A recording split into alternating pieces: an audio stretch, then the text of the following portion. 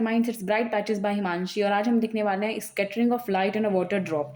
एक water drop में scattering of light कैसे होती है, फिजिक्स के चैप्टर 2 का एक इंपॉर्टेंट पार्ट है और इसको रेनबो फॉर्मेशन भी बोलते हैं। सबसे पहले हम यहाँ पे देखेंगे कि सन से लाइट आती है।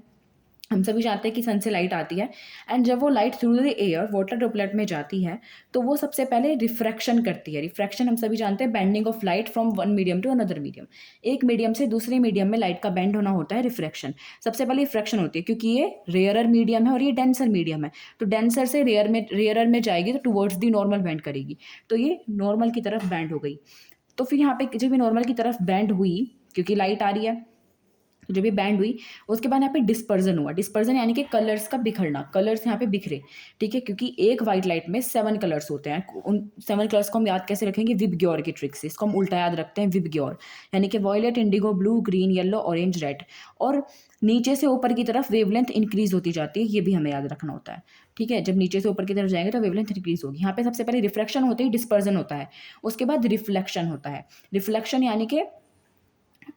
यानी कि कलर्स एकदम से रिफ्लेक्ट होते हैं, ठीक है। उसके बाद यहाँ पे दोबारा से रिफ्रैक्शन होता है। तो सबसे पहले होता है रिफ्रैक्शन, उसके बाद डिस्पर्जन, उसके बाद रिफ्लेक्शन, उसके बाद रिफ्रैक्शन। इस तरीके से वाटर ड्रॉपलेट में रेनबो फॉर्मेशन होता है, यानी कि वाटर ड्रॉपलेट में इस तरीके से स्कैटरिंग होती है। अब इसको हम याद कैसे रखेंगे, इसको हम याद रखेंगे R³ R³ का मतलब होता है रिफ्रैक्शन, रिफ्लेक्शन, रिफ्रैक्शन। इसको हम सीक्वेंस में तो अपने आप याद कर लेंगे, बस R³ से हम याद रखेंगे, यानी कि 3 R और 1 D, यानी कि रिफ्रैक्शन, डिस्पर्जन, रिफ्लेक्शन, रिफ्रैक्शन। इस तरीके से हम याद रख सकते हैं। सबसे पहले सन से लाइट आती है, रेयर मीडियम से डेंसर में जा रही है, तो वहाँ पे रिफ्रैक्शन होता है, और जब वहाँ पे रिफ्रैक्शन होता है तो फिर वहाँ पे डिस्पर्जन हो जाता है, यानी कि कलर्स बिखर जाते हैं, किसमें, विबग्योर में।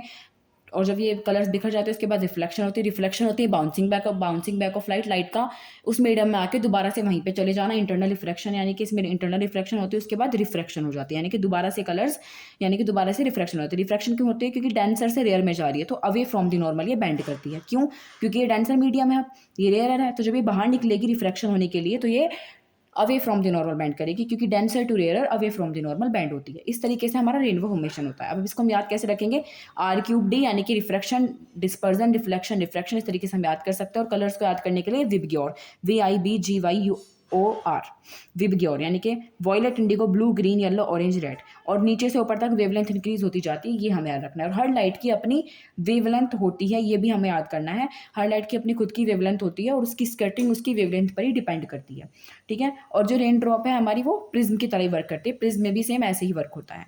सो I hope it is clear to you all. Thank you for watching.